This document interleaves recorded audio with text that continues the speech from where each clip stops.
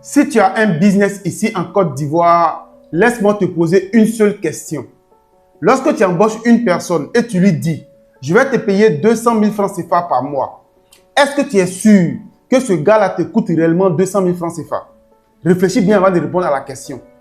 Si ta réponse est oui, félicitations, tu viens de couler ta propre boîte sans même le savoir. Voici une vérité que la majorité des patrons, des chefs d'entreprise ignorent, le vrai coût de leur personnel.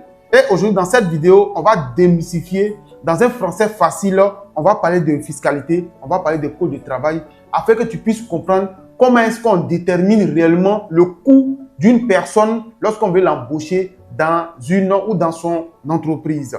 Si tu viens de nous prendre en marche, je suis Mr. Diarra, l'éclaireur des business. Celui-là même qui aide les entrepreneurs à développer, à structurer et à organiser leur business afin de gagner de l'argent. Aujourd'hui, on va parler d'un sujet qui fâche, d'un sujet de réalité sur terrain. Alors, lorsqu'on a une entreprise, lorsqu'on est gérant d'une entreprise, on aspire à embaucher des personnes, du personnel.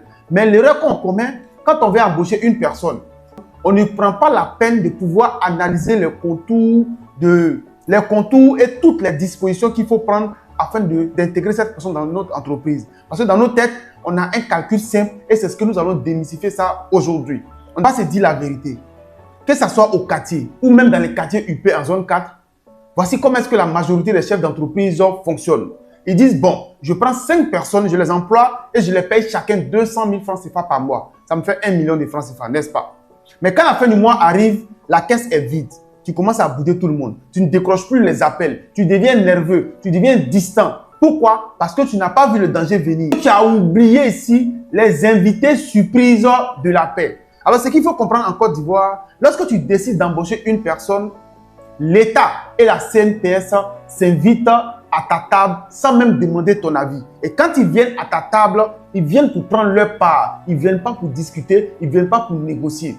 D'accord? Donc, si tu embauches une personne, ces invités surprises de la paix là, ils vont te rendre visite au quotidien. Raison pour laquelle je vais te donner ici les 4 équations qu'il faut chercher à additionner pour voir exactement le vrai coût d'une personne lorsqu'on veut l'embaucher dans son entreprise. Le salaire brut. Oui, le salaire brut. On ne peut pas être gérant d'une entreprise sans comprendre la définition de salaire brut. On est d'accord? Le salaire brut ici, c'est la base. On est d'accord? C'est le montant avant qu'on ne commence à couper, décaler l'argent dedans. Ça veut dire quoi? Ça veut dire que l'argent avec lequel le montant sur lequel vous allez discuter avec le salarié, avec la personne que tu veux embaucher, c'est ce montant qu'on appelle le salaire brut. C'est la base. C'est-à-dire que ce montant-là, on ne va pas enlever la CNPS, on ne va pas enlever les dépenses, on ne va pas enlever les charges. Le montant global que tu vois là, c'est ce qu'on appelle le salaire brut. Et ce salaire brut-là, c'est la base des bases. Ce qui atterrit dans la main du salarié, de l'employé, ça c'est le net. D'accord? Donc, ce qui veut dire que si je discute avec un travailleur pour lui dire, je vais te payer 120 000 francs CFA. Les 120 000 sur lesquels nous sommes en train de discuter là, c'est son salaire brut. Donc, je ne peux pas faire le salaire brut à 120 000 et puis avoir atterri encore au net à 120 000. C'est-à-dire ce qui vient dans sa main à 120 000. Il y a quelque chose qui ne va pas. Le net ne peut jamais être égal au brut. C'est du vol.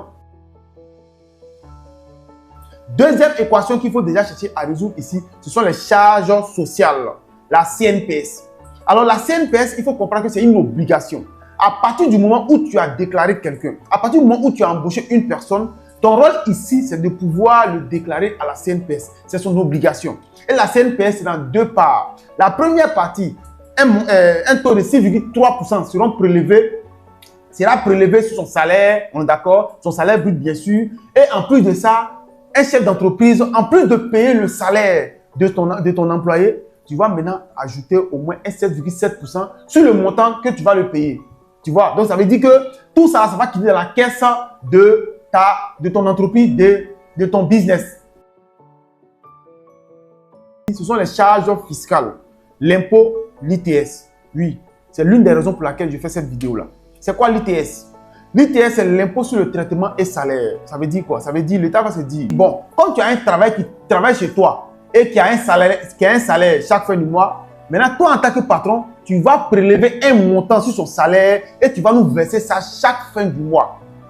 c'est comme la tontine en fait. C'est comme si c'est l'argent de propos de l'État. C'est-à-dire que tu vas dire, je te paye 120 000 francs, mais dans les 120 000 francs là, on va enlever la part de l'État dedans. On va enlever la part de la CNPS dedans et tu vas verser maintenant tout ça à l'État chaque fin du mois. Parce que si tu ne le fais pas, le jour du contrôle, tu vas forcément faire avis de redressement fiscal. Et si tu ne le fais pas, ça serait très compliqué pour toi. Pourquoi? Parce que le jour qu'ils vont venir, ils vont te faire une taxation d'office. Ce qui veut dire que quand on est chef d'entreprise, ce n'est pas aux salariés de guider ton entreprise. C'est à toi en tant que gérant, en tant que chef d'entreprise, c'est toi qui dois lui donner la feuille de route. Un employé qui vient chez toi, tu veux l'embaucher, il te dit, moi je ne veux pas que tu touches mon argent pour pouvoir payer la CNPS ou même payer l'État. Moi ça ne m'intéresse pas. Si tu te mets dans ça parce que tu veux le couvrir, tu vas payer ça très cher. Parce que quand ils vont vouloir venir fermer ton entreprise, lui il va partir quelque part d'autre. Et puis toi, tu es là en train de sourire, en train de payer les amendes bêtes, les amendes qui ne t'amèneront nulle part. Donc, il faut bien réfléchir à ton calcul là. Si quelqu'un vient chez toi, tu lui expliques. Voici ce que tu vas toucher. Voilà la part qu'on va verser à l'État chaque fin du mois. La partie de CNPS, voilà ça. S'il n'est pas d'accord, tu passes au prochain. Ce n'est pas lui qui va te donner les règles du jeu dans ton entreprise. Les charges diverses, le transport, les primes, l'assurance, tout ce qui va avec ça. D'accord? Mais je tiens à souligner un truc important ici. Le transport de 1 franc à 30 000 francs, tu es exonéré d'impôts. C'est-à-dire que tu ne payes pas d'impôts dessus.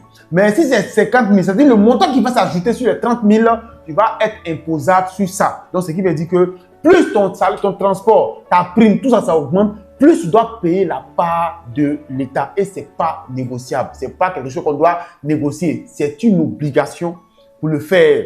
Que tu sois d'accord ou pas, c'est la réalité.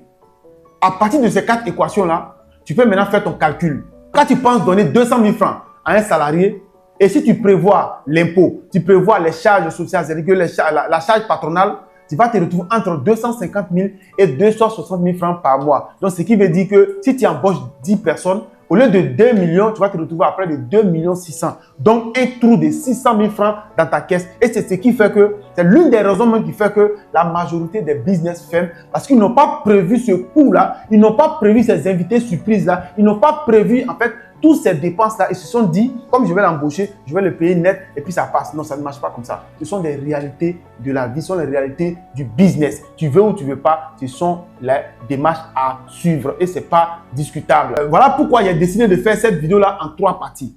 Je viens de poser les bases, donc tu comprends maintenant l'écosystème. Dans la prochaine vidéo, on va décortiquer ensemble le bulletin de paie ivoirien et comment est-ce qu'on atterrit de salaire brut au net en plus de savoir comment est-ce que je peux calculer mon ITS sans me casser la tête. D'ici là, dis-moi en commentaire, tu as combien d'employés et est-ce que tu prenais en compte ces 4 équations-là pour pouvoir payer ton salarié. N'oublie pas d'activer ta cloche de notification pour ne rien rater. À la prochaine vidéo, si Dieu le permet.